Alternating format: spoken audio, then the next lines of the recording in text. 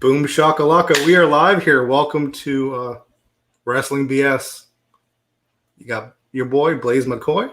You know me, Sean. Here we are. Yo. I'm sitting here refreshing the screen. Raise the roof. Hey. I got to watch a commercial for you first, but I was sitting here refreshing the screen. Always watch the commercial, people. I'm like, you're not live yet. What is going on, man? What's happening, man? Watch the commercials. Go back. Don't even watch us. Just go back and rewatch commercials. No. Anyway, hello everybody. Welcome. I appreciate you all. This is what we're doing. We come here, just two average Joes, two guys who've been watching wrestling pretty much our whole lives. More of our life than not now. We're getting old. It's happening. Welcome to WBS Radio. You're live on the air with Blaze and Sean. Hey. Oh, the button came too. Perfect. Well, I got a feeling we're going to need that a lot. So. All right. Well, I'm going to start off correctly. Go ahead. I'm just doing some sharing out here for you. Oh, you're cracking brewskis. See, there you go. Remember Dumb and Dumber when he went to Lloyd gave Harry that diarrhea medicine and he kept on pushing it higher? Yes. Drink up.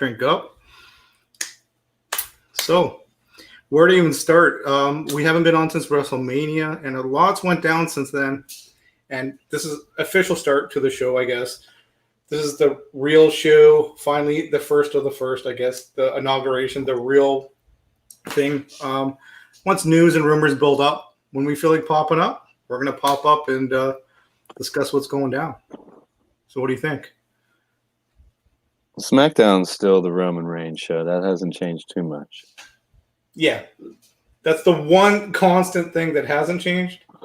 I mean, you got both Usos tagging again, and they're conflicting with Thunderdome changing. But it's the same. One thing changing. What's that? The Thunderdome is changing. Oh, they're going back on tour. I guess that's in live. So another set of news.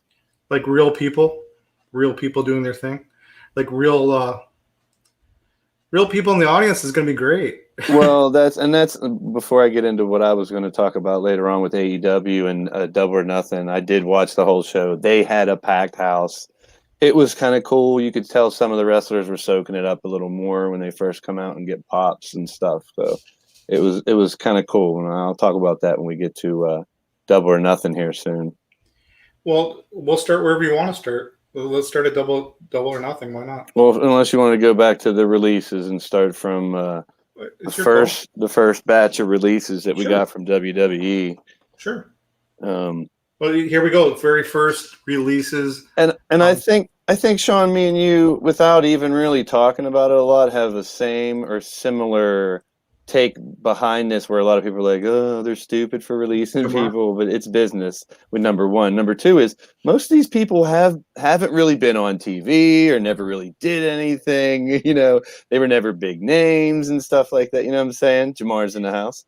But that, like, I've seen you reply stuff like that, and I kind of feel the same way, except for a couple of the more recent ones. And starting with the first list. Well, let's play promoter. We're going to play promoter here. What would we do in this situation? Would we have fired them or not? Go ahead.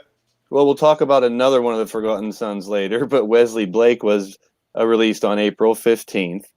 Part of the Forgotten Sons stable, debuted NXT before moving to the main brand. And this is another story where there's a bunch of these guys who were either having a little story kind of develop and then they're gone. So it's really strange, these releases this year based on.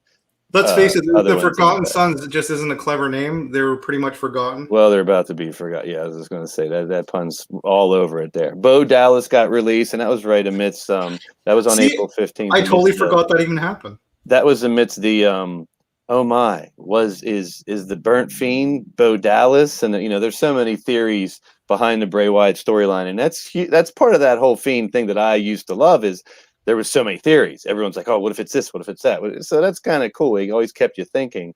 But recently, with him being gone and his issues, maybe I don't know if he's going to come back, but hopefully he does. But it's now turned over to. Let's face it, you would have fired him. He started. I don't know if you remember when he started out. I don't know what it was, like a Rumble or something, where he first came out and kicked ass, and the crowd was popping. He had the long hair. He was huge in NXT. He was the champ for like the longest time in NXT. Yeah, and it's like, wow, this dude might come on. Will he be with the Bray and his little family got together, the little cult, or will he go on his own? And nothing ever happened to him.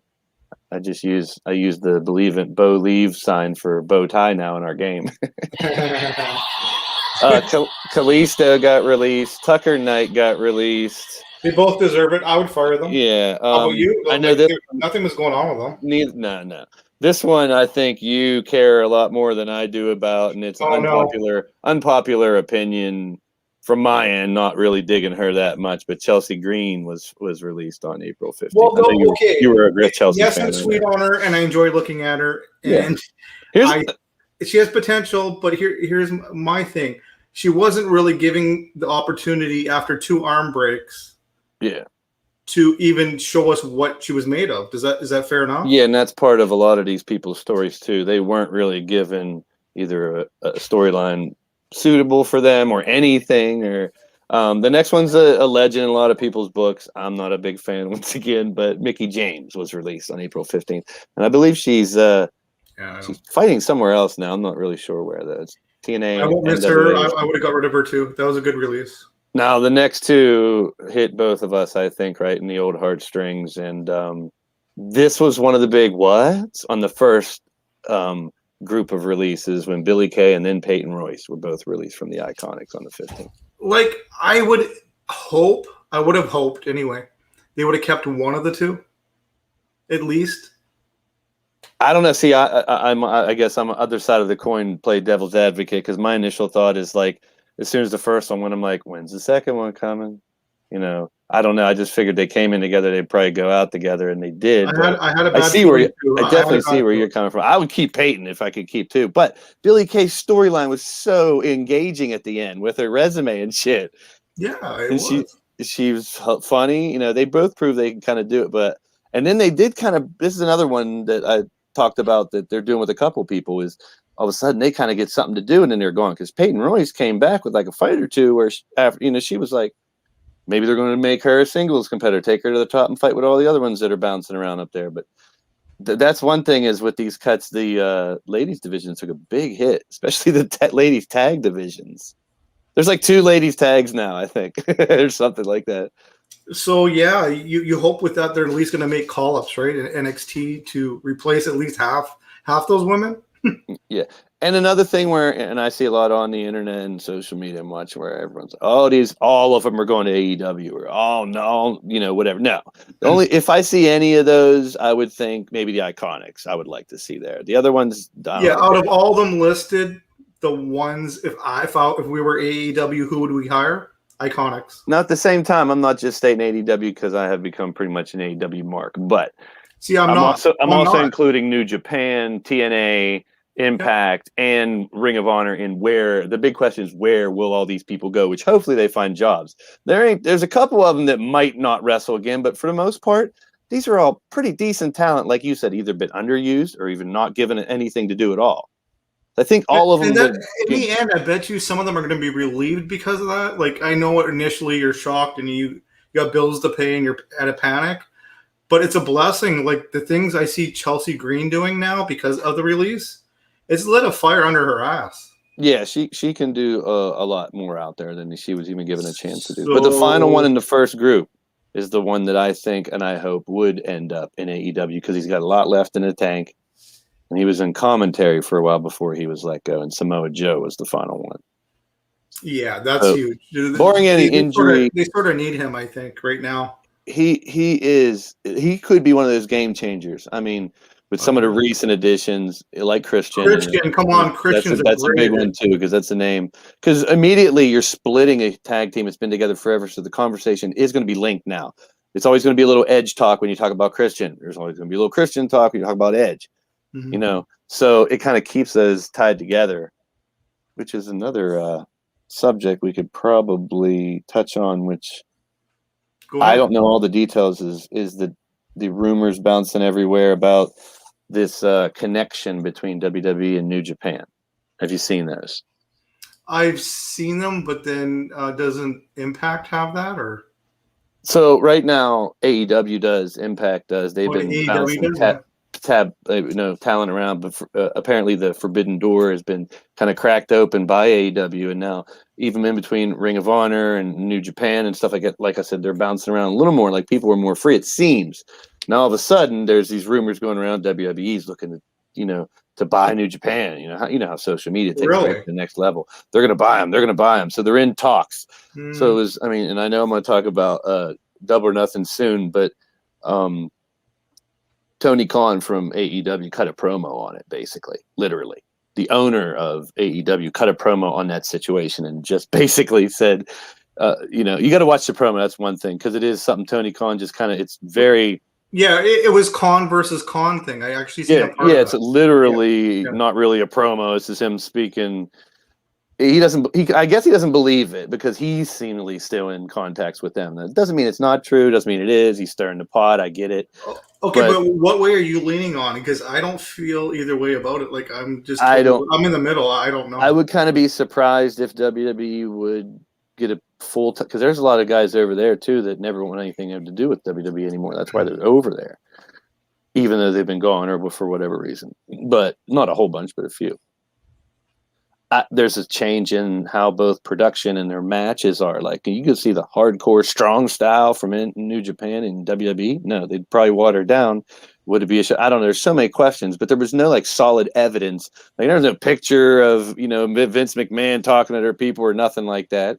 It was just a rumor bouncing around, and then Tony Khan's little promo kind of made people think, oh, maybe it's not true. Maybe it won't happen. So it's up in the air. It's a big wrestling story right now, which goes along with the second group of cuts because they're all talking budget cuts. But the rumor that came along with the second group of cuts was that this NBC Disney connections, they could go to be sold.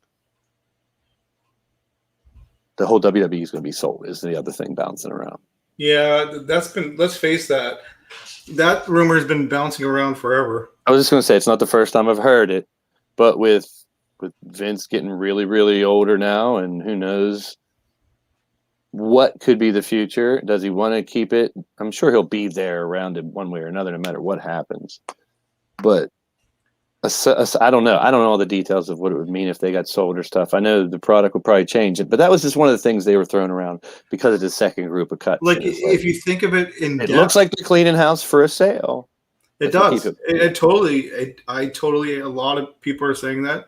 I totally makes sense. You raise the profit of the company before you sell it, so you can ask for more. It's not rocket science. Like anybody could figure that out, right?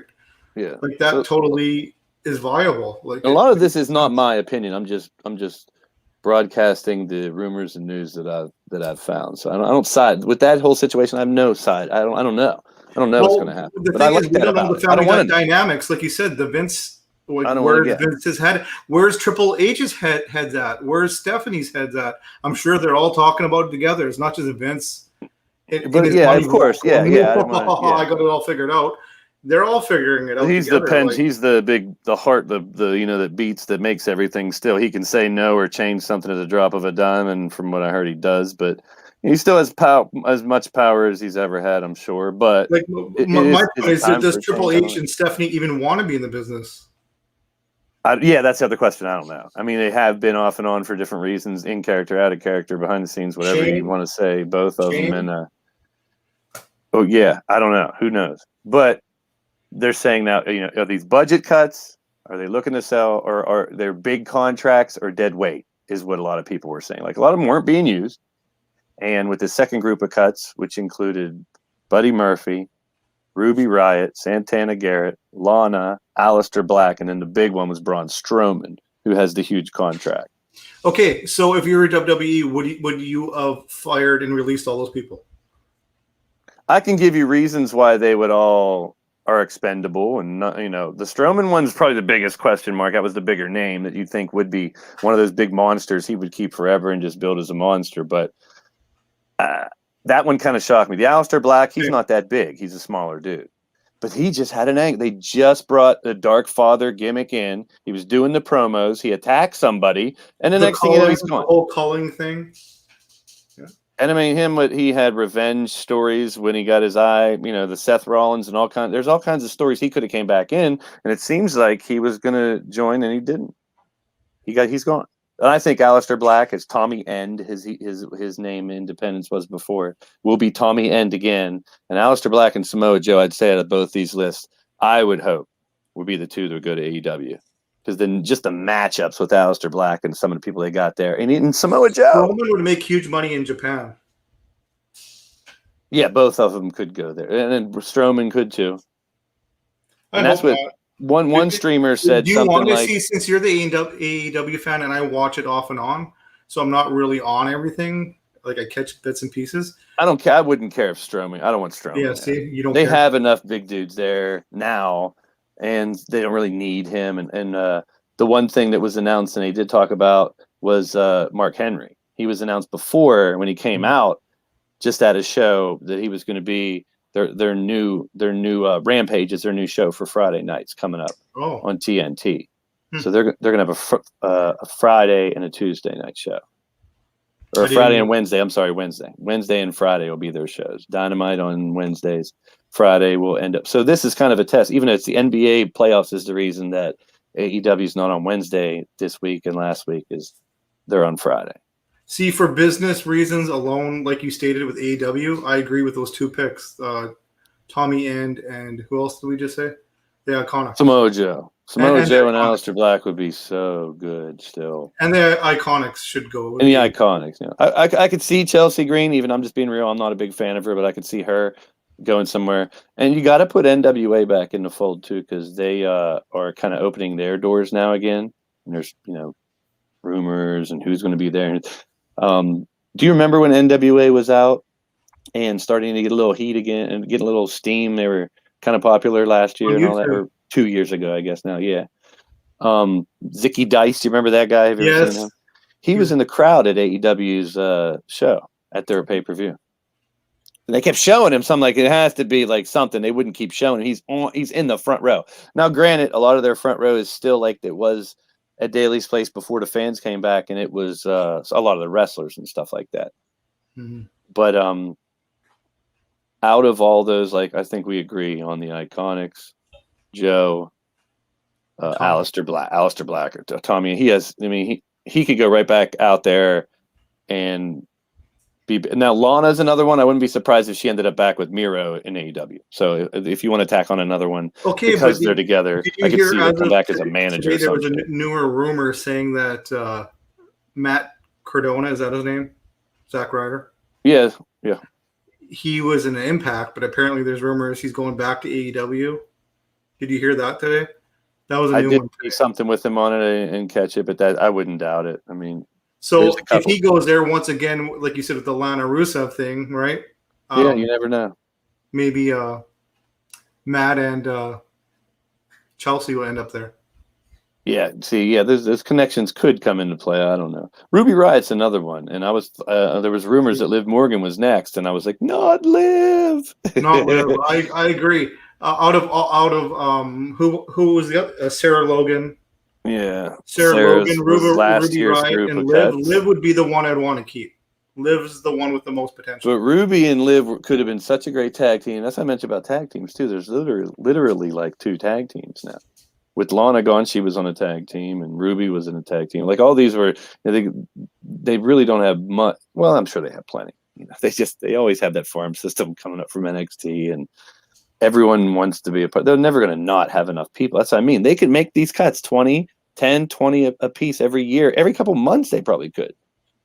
Maybe not as many every couple months, but every say three times a year they can make cuts. Wheels keep on turning.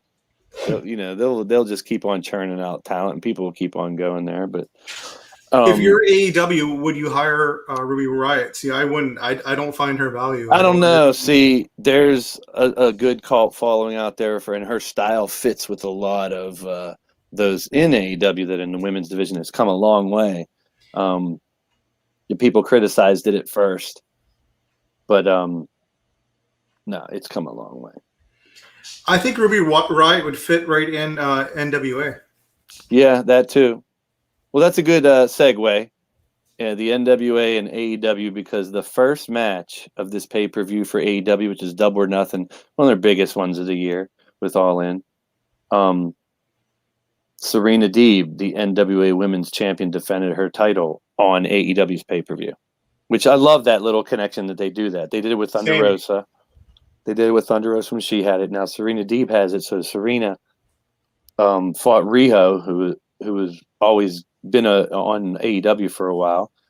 And it was a good match. It was just a little, tune-up match there on the pre-show kind of thing, I guess, which everyone does. Mm-hmm. And Serena Deeb, kept the title. But I love the little connection that they do every once in a while. And more companies need to do that. Like, it's just everybody benefits from it. Like, I don't understand why it's us or nothing. Like, I don't get it. Well, I'm hoping that NWA championship gets Nick Aldis and Kenny Omega to fight possibly too, since Kenny's like the belt collector and all that. If, that could be a possibility. So I'll go ahead and run down the rest of Double or Nothing since I did watch it. Hey, Rob. It opened up with The Machine Brian Cage versus Hangman Adam Page. Now it sounds like a rhyme to like a rap or something. Page and Cage. It sounds like that tag team that raps that are like, I already forget their name. Platinum Max Caster and his boy. Oh my God, they're funny. Oh my God. Yeah, they're good. They're good. They got a lot of. I mean, that's the one thing I think AEW. If I could sum it up, which I don't know if I can or not, reminds me of the stuff I used to like back pre-Attitude Era and NWA time. As soon as I saw them rapping, I thought of NWA. They are the new NWA Randy Poffos. Yeah. Yep. I mean, they have such a great mix of young and old, and people criticize. They're like, "Oh, they're just taking all the WWE scraps." Like, no, they're not really doing that. I mean, they're taking the good ones and they're using them a lot better than. If you're really watching, they're using them a lot better, because you can see someone like Christian going for a world title. You can hear Taz on commentary, Big Show, who I still think is one of the best commentators out there right now. If you've ever watched Dark Evolution, Jake's doing some good things. Yeah, having people like him and Tully and Arn sidekicking people and hanging out with them as their groups and shit. That's how wrestling's always been. It's not highlighting the old people. Right. It's legacy. It's the rub off. People like nostalgia. That's what wrestling's always been. That's why Nick Bockwinkel and them guys and Harley Race were still fighting when we were kids, and they were old men. Still, they were 50s, 60s, still wrestling. 20 Atlas. Yeah, those guys, they didn't fight as much, just like now, but it's a whole nother level. There's so much wrestling right now. What's his name? Mr. Chicken Wing that beat Brett. What's his name? I forget his name. Chicken Wing. Yeah, that was his finishing maneuver. Bob Backlund. Oh, Backlund, yeah, he fought till he came back when he was super old for a while. Yeah, and won. But AEW had, Double or Nothing was in that Daly's place, which is outside of Jacksonville Stadium. And it's covered, but it's outdoors, so they had the ability to start bringing in people earlier. And this was a first packed house. And to hear some of these people come out, like the pop for Adam Page, Hangman was incredible. And I believe he ended up winning that. Let me see. Yeah, he hit the buckshot lariat, pinned him. Brian Cage came out in his Terminator gear, which I don't know if you ever seen Brian Cage dressed as the Machine when he looks like a Terminator. No. Big silver arm and big headgear like a Terminator mask type thing. Pretty cool because he's huge. He's just all that upper body and just chiseled like a kind of. I seen Brian Cage in Lucha Underground. Yeah, exactly. It's kind of the body frame that I built Blaze's character on. It was big, huge upper body like that. That's why he's like 270 pounds. But the tag team championship was next as Nick and Matt Jackson fought against a team that I love together, and they were brought together they knew each other forever and they were enemies, but now Eddie Kingston and John Moxley, and they're great. Their little promos are great. They're hilarious.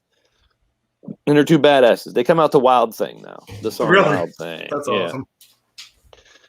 And of course, it was just a wild. I like when Acclaim came out and dissed those two. Moxley. Yes. They do not hold back on some of the trash talk over there as much too, which I dig. I like it, and you see a little more of that just off the cuff, unscripted stuff every once in a while too. A little more edgy, right? Yep, and that's what I remembered back in the '90s, late '90s, early '90s, even style wrestling where it was a little more edgy. But now it can be even more edgy. Obviously, they say shit on TV now. Well, shit, y'all. It's all for South Park started it all. Well, this is where your boy Max Caster did come out and made a rap. And the Casino Battle Royal, there was Christian Cage, he was Evan Bourne, Matt Seidel, Powerhouse Hobbs, Dustin Rhodes. They were all part of the first group. And they do the Casino Battle Royal is based on a deck of cards. So people supposedly get diamonds in the first set, 5 or 6 come out, they're all diamonds. And the next group come out, they were all, the other, and then there's one at the end that is a wild card. And that's the one, and they didn't announce who it was. So after everyone get in there, they do the rumble for a while, basically. It was Christian. That's amazing. And Christian came out at the end and had a really good fight with Matt Hardy and Jungle Boy, who were the last two. And I thought that this is how Christian was going to get his title shot instead of them just handed it to him when he came there, because the winner of that Rumble gets a world title shot. I couldn't see Matt Hardy because he's got his little stable now win it, but it was cool to see Christian and Matt Hardy kind of face off a little bit at the end too. But Christian agreed to fight with Matt Hardy, and then he turned his back on him and threw him over the back. So Matt got eliminated, and Jungle Boy ended up beating Christian Cage. Jungle Boy has a title shot against Kenny Omega. And Christian and Matt kind of teased a feud after that, and they did on Dynamite last night too. Well, that's great that they're letting the younger talent beat. That's how you build stars. Yeah, and that trend continued. The legends have to lose, the icons. Except for the next match, the trend continued because Cody Rhodes fought Anthony Ogogo. Yeah, I heard a lot of people aren't happy about Cody Rhodes always. The boxer. Well, he put himself over because when you're the VP and you're putting yourself over. I think he's trying to get all that in before he settles down because he's already been the champ, the TNT champ, and stuff. So, it's like he's trying to get a little bit of things in already before he settles down and they run the show from the back as they get older. But it's not going to look good for him. Sometimes people aren't going to like it when he beats the young talent. But every once in a while, the old guy's got to win. They're like, he's burying the young talent. Yeah, that's all I hear on the rumors on Instagram.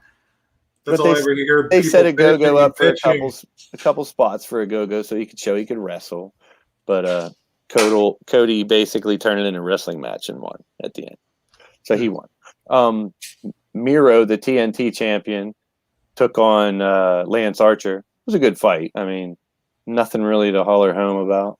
And but you compared to, let's put Miro at the best he was in the WWE, the most popular. When was that? About 3 or 4 years ago, when he was a thing, and they came out with the tank. And you remember at WrestleMania, he came out in a tank and all that. Mm-hmm. And he was actually something. Compared to what he's doing with the TNT belt and AEW, is that pretty similar on the height of popularity? You think where he's at, or what? I think they're going to give him his shot to ride some sort of wave, and that's what they're doing. They put him in with some of the groups of the younger guys at first to kind of mix it up, and now Lance Archer versus him's a great matchup. They're two big bruiser brawlers. Don't get me wrong. And Jake the Snake being a part of Lance Archer's little thing, always like you said, he's had a couple promos he's cut were gold as well. It was a good fight, but Archer didn't actually tap or get pinned. He just passed out. Miro knocked him out. It was one of those, it could be continuing. And that was another thing, on Dynamite last night, there was a lot of to be continued or stuff that, people think that the Inner Circle was going to be done because, and I'm spoiling the main event a little bit, but it doesn't seem like they're going anywhere. But they did, there are some changes. The women's match was next. Britt Baker, Hikaru Shida, was the champion, and Britt got the title. I kind of saw that coming. She needs her shine to try to do. What do you think about Britt Baker getting the title finally? Actually, she's never had it. Like I said, I watched bits and pieces, and then the awesome stuff she's done with Thunder Rosa. She deserves it. Yeah, I'm interested to see. And she's built up her little DMD thing with the crowd She's come a popping to and long way everything. Yeah. from the beginning of AEW to where she's at, from what I've seen, and I totally support Britt Baker, and I think that's a good call. Yeah, I didn't watch her independence like a lot of people because she's from No, Pittsburgh. So, neither did I. she is from Pittsburgh, so I didn't really watch her back, but I heard a lot about her, so I wasn't really a big fan at first. And I'm not a fan of her just because she's from Pittsburgh or nothing. So I'm still giving her I want to see what she does as a champion right now, to be honest. Will tell a lot. But now one of my all-time favorites, Sting, with Darby Allin fought Ethan Page and Scorpio Sky.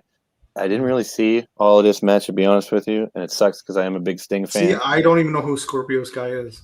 So. But at the end, the one takeaway I got from this and from seeing some of the highlights was that Sting still got it. He was jumping off of Really, shit and doing the Scorpion Death Drop. Like the first couple of times he's come out, he's still in the T-shirt, just cutting promos, stuff like that. He was in the that's brawl. all I ever seen him do was just the rub off stuff. He was in the brawl on the one pay-per-view where it was cinematic match, so it was all, taped and everything. But this time, when he came out, he took his shirt off. He looked great. He looked good for 60 or whatever he is. Yeah, he's got to be something like that. But he did what he could. He ended up getting the pin. It was either a pin or a tap out. Scorpion Death Drop and then a 3 count, I believe. Yeah, it was good to see. And then the crowd went. That was a huge pop when Sting. And that's my complaint about it. They dissed him in WWE. He didn't get any big time wins. They just wanted him to be happy with the pop that he would get coming down the ramp or something. I don't know. And I'm sure he did. Yeah, and he did. He had a great, when he finally arrived there, it was crazy. Like, it had to be a sense of relief, but 5 to 10 years too late. He fought like for 4 matches, couple matches or something, not a lot. I don't know. And I don't know if he even got any victories or not. But then yeah, go ahead. But Sting, he didn't get his due in WWE, and I think it was on purpose, in my opinion. And remind me to go back, or just remember the Midnight Express for later. So continue. Midnight Express? Yes. We can talk about that right now. Okay. The Midnight Express. Dax Hardwood, is that his name in AEW? Tag team with Arn Anderson and Tony. Yeah. Apparently, he made a tweet calling out the WWE. Why isn't the Midnight Express in the Hall of Fame? Yeah, that is one that I would think would be based on what they've done everywhere. AWA, NWA, World Class, everywhere. Is it because they haven't officially had a match in? Probably. But there's a couple. There's Dennis Condrey. There's Stan Lane. There's like a couple different versions of the Midnight Express too. And of course, the time with Cornette and Beautiful Bobby. That's my Midnight Express. Bobby and Stan Lane are too. But there was Dennis Condrey for a while as another one, and they did have like 3 for a while. But maybe it's the Cornette connection too. I don't know. They deserve a spot in the WWE Hall of Fame, though. Yeah, they should be, definitely. Well, like the Rock and Roll Express are in, and the only reason they got in is because why? Well, they kind of didn't they fight in WWE for a little while? As some other they were in the WWE. That's the only. That's the only thing I could think of why they're. Otherwise, right? But my point is with them and you. What made them was the Midnight Express.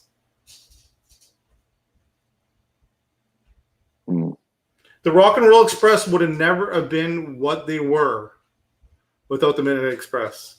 Give me that much. True. And all the Expresses. This tag team scene, we've talked about that a bunch of times. Back then was more of a tag team scene. I miss those days. And they do that somewhat, and I think they're trying. AEW a little more than, WWE always seems, they're throwing people together for teams out of the blue, but you have a handful of those. You have some of those everywhere. But I think the tag division and the women's division in AEW, which was knocked, both of them were knocked at first. They're amazing right now, in my opinion, from how they've built it. And it's only going to get better. I see 6-man title, trios titles, whatever you're going to call them, sooner than later, because they have so many little groups, like the Best Friends and the Elite and all that stuff, which, and the Triangle, which all 3 are represented in the AEW World Title match that was that night. Orange Cassidy, Pac, the bastard Pac, and Kenny Omega. It was a triple threat. I kind of thought, Pac is a little beast. I love that guy. yeah, I kind of hoped he would get Or it. do they call him Pac? I don't know what's the proper. It depends on who you ask. Yeah, exactly. To me, he's Pac. But those Cassidy and Pac, I think, just wanted to get the rub.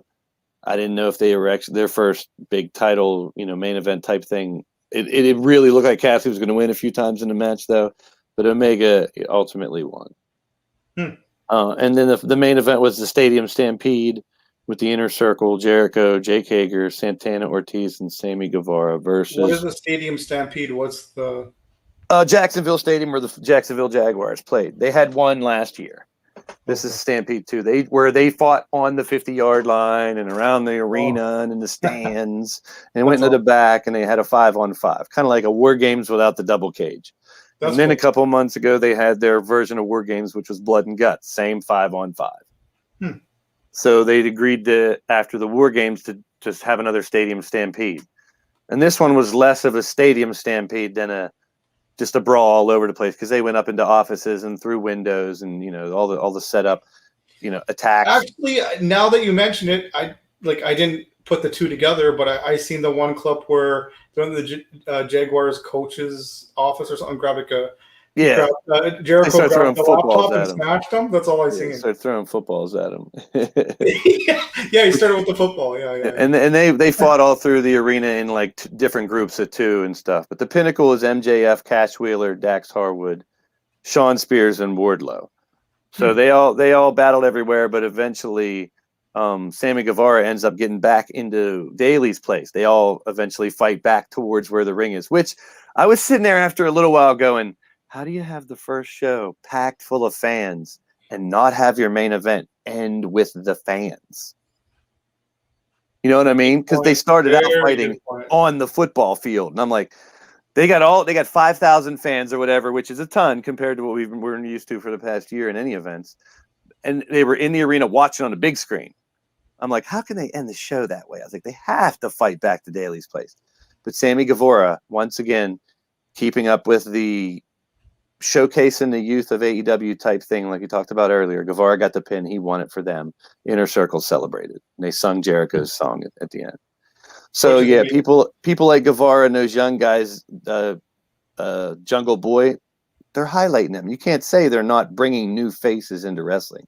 Or they're just a bunch of old people. They're WCW 2.0, 3.0 maybe.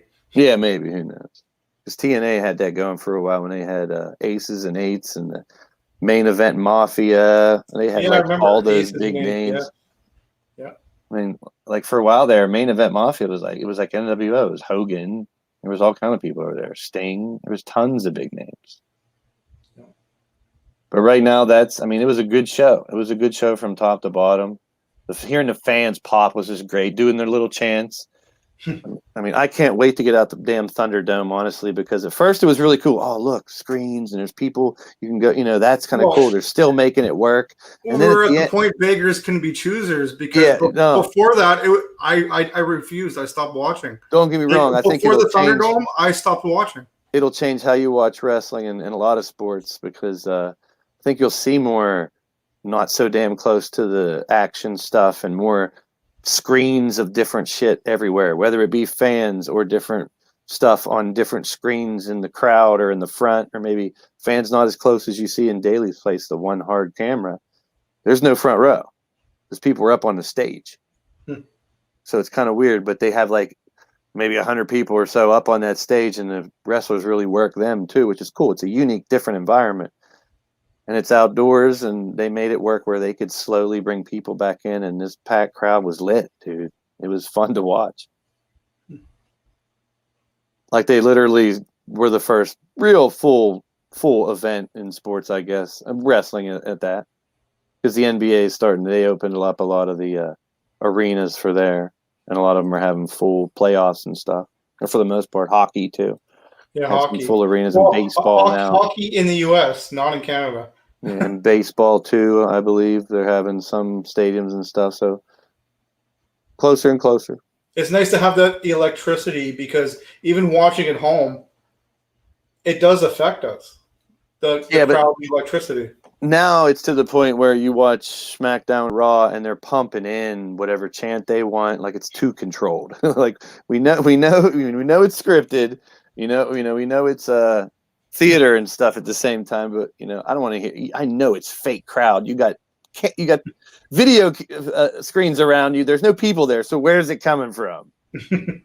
And it's like, to a point, yes, I want to hear a little crowd noise when I watch a TV show, but they've gone to the point, of course, trying to control, who's now they can definitely control who you cheer and who you boo. Like for a while there, it's like a sitcom now at this point, right? Yeah, exactly. Bring on the canned laughter. See? You like that setup? I see. I told I'm like, I'm setting them up. Yeah, he has to hit it over the park. Trust me, that's why I do that. It'd be the corniest joke I tell, the worst dad joke ever. If I do that after, dad jokes matter. That means you guys were supposed to laugh at that. Just waiting for Mr. Ferrelli to walk in. Exactly. We'll go down to the Regal Beagle and have a drink. Now I want to go to the Regal Beagle. Thanks. Yeah.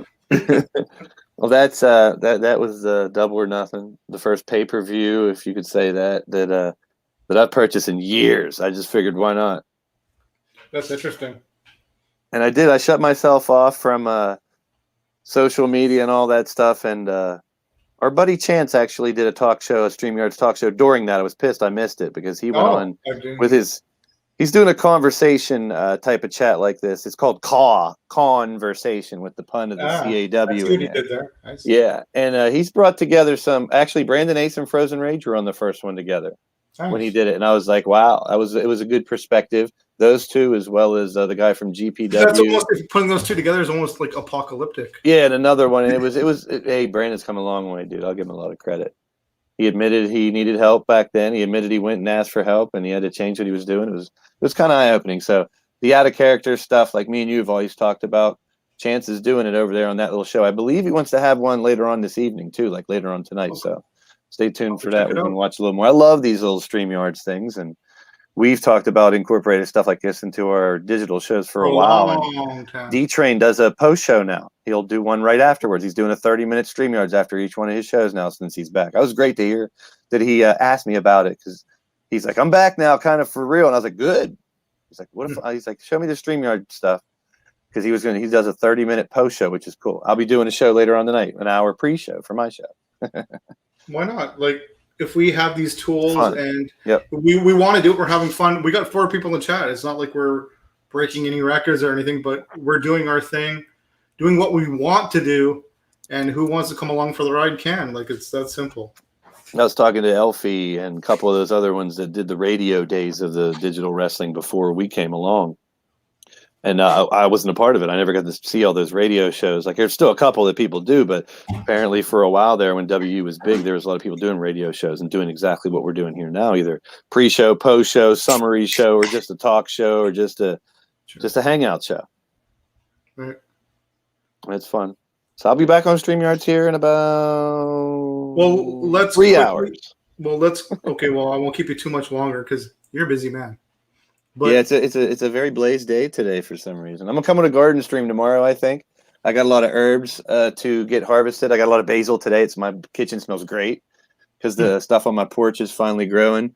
We had a shit ton of rain in the last couple of weeks, off and on, and my shit just started growing. So I'll be picking onions. Some of the herbs need trimmed and stuff like that tomorrow. So some little garden stream tomorrow, possibly from your boy. So is there any other rumors we can briefly touch on, like quickly, that you can think of? It says, I got this thing, WWE NXT not planning to return to Full Sail Arena. Well, we kind of knew that. Oh, the last thing, just to add on to my AEW stuff, Mark Henry last night was on Dynamite, which it was on Friday instead of Wednesday. Mark Henry did get to speak, and Tony Schiavone didn't waste no time. He actually, the second question he asked him after asking him how he liked being here and stuff was, is he going to wrestle again? And I was like, whoa, they threw that out there already. And Mark Henry was like, I'm not going to say no. He was like, but he said, there's plenty of gas left in the tank. And I was like, whoa. Damn. So he, there's no big, injury holding him back now, I guess, or anything. He's still healthy. He's, strongest man in the world. But he's in for commentary. So I think same thing along the lines as the Big Show, Paul White, I hope, I'd love to see him at least get 1 or 2 fights in. Like someone perturbs the announcer bad enough to make Big Show do a pay-per-view fight, or we finally get Big Show. Wouldn't it be cool, like their final matches, and honestly, the real final, like not final, and I'll be back because some indie promoter paid me, but like a real final match between Big Show and Mark Henry. Yeah, like a final retirement, like a real freaking retirement match. Yeah. At the same time, I would love to see at least a couple of those two fighting some of the younger talent, because there's some Also, bruisers now. I agree. But I'm just saying, like sort of like a build up. Yeah. To that, I would love. I would pay definitely, to see that. definitely. And if it's done right, kind of like they're doing Christian and Matt Hardy right now. Like as soon as Christian came back, if they threw him with Matt Hardy and did this big program, people were like, oh, they're just showcasing WWE. But no, they're doing it right. They kind of teased it with something else, elevated a young kid, and now those two are kind of probably going to have a fight, Matt and Christian, one-on-one. I don't know. I don't see why not. But the final piece of news was last night, Vicky Guerrero came out after Mark Henry was out, doing her good old excuse me and annoying. And she normally introduces Nyla Rose, but she introduced Andrade. That's huge news. That's huge. I think, yeah, I agree. And he came out looking like $1 million, dressed to the nines, big time suit, sunglasses, strutting down to the ring. He had very few words to say, but enough to get a point across. He said he's here to stay. He gives me the Alberto Del Rio vibes, but in a good way. Yeah.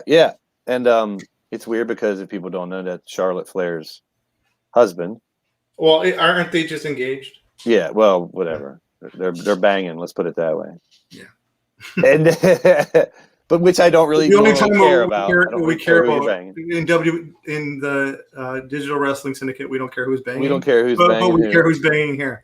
But a lot of times people out there care about who's banging. So I was just trying to adhere to the masses. I don't care who's banging who.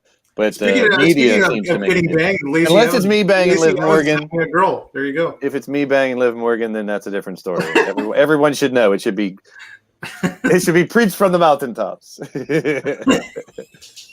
But Andrade he could be not really a big time game changer, because they're looking for that one. They're not really looking, but I think eventually that Hulk Hogan that left and showed up, that's Hall & Nash that ended up showing up. And I don't know, could Samoa Joe, could some of those names we mentioned earlier go there and maybe get a second chance to do something again after being released? The Iconics, stay tuned to show them fight more instead of make them comedic, even though they are funny and beautiful and all that good stuff. They're badasses. At the same time, the other name who had been brought up, both in New Japan and AEW a little bit, is, well, it'd be his real name now, Bryan Danielson. Because he is up in the air right now. Wow, that would be a game changer. AEW got him. That would be one of those possible game changers. Him or AJ Styles type would be a game changer. I'm not even a huge Bryan. I've never been cheering for Daniel Bryan like pretty much ever. Like maybe a couple matches, but I get him and I get why people love him and I get why he sells merch. I get why he puts asses in seats. He's a talent. And he could immediately go right back to the American Dragon, Bryan Danielson, and just take that moniker, take that name, and AEW, the fans would love it. The marks that have known him since Ring of Honor and way before would love it for him coming back as the old character again. And that would be huge. And how do you stop the yes chance? You can't. No, you can't. So they will be everywhere. I doubt that Vince has the word yes trademarked. But he could have yes. I'm kind of shocked. He's probably tried. He could have yes trademarked, maybe. All three of them in a row. Like the shirt says. I don't know. He's got 2 out of the 3. He couldn't get the first yes or the third yes, but he got the second. But like We the People, when We the People was big, when Jake Hager came over and Jericho was like, that was a bad story with poor writing or whatever. He said that.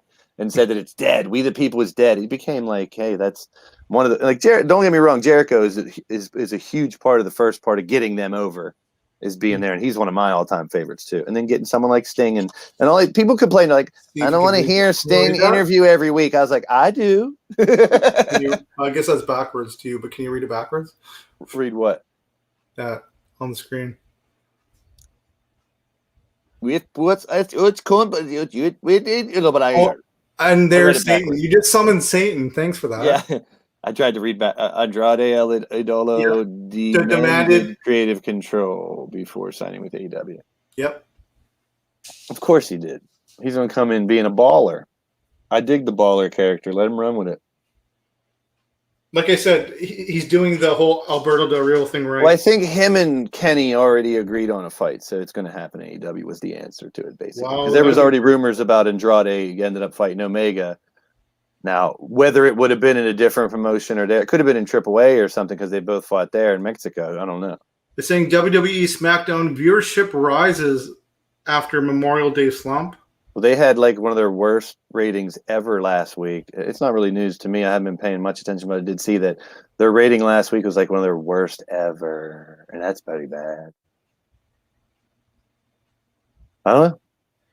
So I never saw the ending to the match. I know there was a big to-do, and they had to restart the match because I never saw the second match. Did Rey Mysterio and his son keep the belt?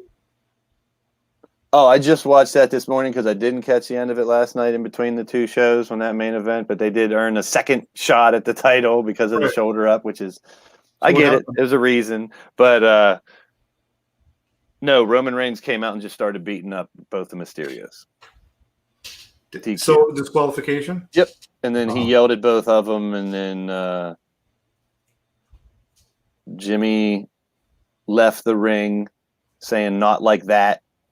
And then the other one stayed in the ring with Jay stayed in the ring with Roman. So it's still that indifference between the two Usos and Roman doing the same thing he's done, talking slow, and Paul Heyman making faces behind him all the time. Someone posted that as like, I was really into the Roman. I read this report earlier. I'm not going to take credit for it. The Paul Heyman face. I was really into the Roman Reigns storyline. This is what the report was. Someone posted it. And they're like, it's awesome the way he's taken over as a heel and all this. He's like, but anymore, it's just, the old gangster mob boss type. He's sitting there talking slow. Heyman makes weird faces behind him. Will they fight? Will the Usos fight each other? Will they not? And Roman yells at him. It's like, that's every week. And it literally is anymore. But it is. It's just recycled. It is. Yeah. They could move along with it because it is a great story.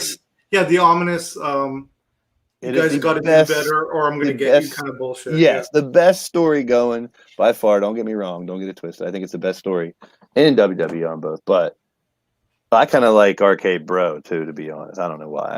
I like Randy Orton and Riddle together. See, I'm not a huge Riddle fan, but I'm digging that storyline. I am, bro. It's one of those. It seemed like someone said, "No, you won't. You won't put Riddle and Randy together. It'll never work." And they're probably it was almost like it was a bad bet. They probably smoked bongs together since day one. Bruce Pritchard was betting Vince McMahon or something. Yeah. Oh yeah. I'm telling you, I'll make it work. Watch. And I bet they were like buddies anyway. And I love you. I can put them together. And he did it. Yeah. So I dig it. I dig it. But that's about it that I got. That's all I got too. So one and done. We're done. So that was good. So have fun and promote for the last time what you got going on. Yeah, I got 3 hours to go. I'll be live for the Get Blaze talk show as I'm going to recap what's going on in this little world tour that we got going on. I did a little newspaper clipping thing that I haven't done in a while, kind of like a LTD magazine I used to try to do. I did in my eFed back in the day. It was always a way to get a lot of information out to people at once in a fun way with a couple screenshots. And what I've done is split the roster in two. So one is mainly the people in Twitter. So I've done some different things with the Twitter side than the other side, even though there's some that are both or whatnot. But the people that are mainly Twitter, I open them up to communication. We've always talked about, me and you, about how do you know who hit the like button? You don't. But in Twitter, you do. You know who liked it. You know who tweeted it. You know who retweeted it. So I brought TRL back. You remember TRL on MTV? Mm-hmm. Well, my TRL is tweet, retweet, or like. Mm-hmm. So everybody on that roster, they can help me promote. I've done so much promoting in 4 years. I don't mind asking for some help now. People out there, I can judge it because it's immeasurable. I told them it's not going to judge a title shot or not, but I have one show dictated on who is most involved, who's giving me the most feedback, who's retweeting it, who's tweeting it out, and who is liking it, because you can literally click right on it and see who's done that. Well, that's always been our biggest tip for anybody who joins this wrestling universe on YouTube as a digital character, you want to get put in the ring more. We can't determine what's going to happen as a promoter, but we can give you that opportunity. And the more you show up, the more you get put in matches. Yeah, like we always said, we know people have real. Oh, We've heard it a million times, like a broken record. We know people have real lives. We know they have families, they have jobs. So we don't expect everyone to be there every minute. But if you haven't seen your name for a couple months, don't be surprised if you don't see your character fighting. You know, but I've always said the door's open. You know, even the people that I've had issues with in the past, if they would come back and be like, "Hey, man, I'm enjoying your show again. I want to give another shot. I got this character." Just people just talk about it. I always wanted to be the one to bring so many people together. So right now I got 40 on each side, and they're all different people. No one has any alts right now. Not that there's anything bad with that, and there's no wrong way to run a show. But I'm doing my world tour, 2 different cruise liners. People are having fun with it. In my talk show, I want to ask them what they're doing on the boat, because I'm not on the boat. I'm still in the States with Rex. I took the bullet for everybody there instead of him being on a physical boat and causing shit. But like, we got different stories going on right now. Like Elfie is motion sickness on the boat, so she's in bad shape on the boat, but she's there. Blade Charge didn't come on the boat because he gets motion sickness, so he's off for a month. Super Nacho decided he wanted to help us hit every continent. He's flying Radio Rex to Antarctica to have a fight. That's funny. I never thought that would actually happen. It was Nacho's idea, and we actually did it last night. Now it's a best of 7. That's hilarious. Our buddy D-Train, last night he transformed into some monster. The dark side of D-Train, dude. I'd never seen it. So D-Train wears a mask, a big hood, and all this stuff, and we don't know what's going on with the D-Train. So there's a lot going on. I'll be live for that. And then tomorrow probably a garden stream. Nothing wrong with that. In the garden. And I wait for TBD to come around so we can have some more Monstar Factory as well here. Yes, I do my best, and I show up when I can, and I have fun doing it. It's all that matters to me, really. Yes, it is. Really yes, it is. And I respect you for that. Always have. Some great news I'm going to share with everybody, or the 4 that are here. Molly probably won't. Well, she's still going to try to do the one sports streaming week. And that's probably going to be it, because she got accepted into the job at long-term care. Oh, wow. Good stuff. So, yeah, a really well-paying job, and it's her very first job ever. Molly. So, her very first job ever, so I'm a proud papa. Well, she's been a pro wrestler for a couple of years, so maybe second job ever. Well, it's true. Well, I don't know about that, because Shamrock took a huge chunk of that money. So technically, she could probably claim a YouTube persona as a job on a resume nowadays, too. I think Shamrock took way too much of her commission for her agent, so she probably didn't make much. No, it doesn't matter. It's a good it's something on a resume. I've always said I got respect for anybody who goes live on these things and put themselves out there. I really do. I honestly do. Well, she had no job experience, so guess what? She put monetized YouTube channel on her resume. She should, and more power to her. She should. That's an amazing accomplishment. She did, and she got the job. Well, congratulations to Molly, definitely on that job. Wish her the best. It's just a summertime job, but at least it's in the field where she needs the experience. Yes, yeah. In nursing, gotta build that resume. It's not like there's the boss, and there's the head nurse, and there's the RPNs, the registered practitioner nurses, and then there's her. Like, she's at the bottom of the bottom, but what better place to start? Definitely. Good stuff. So, anyways, that's the news for this channel. That's and awesome. Thank you for joining us. If you watch the replay, smash the thumbs up button. I appreciate it if you do. Subscribe to Blaze and me. Blaze's link is pinned above in the blue. Nice. So appreciate it. See you all next time. I don't know when we'll be back, but we will be back. This has been WBS Radio with Blaze and Sean. Yay! Damn! Thanks, everybody. Peace. Bye, everybody.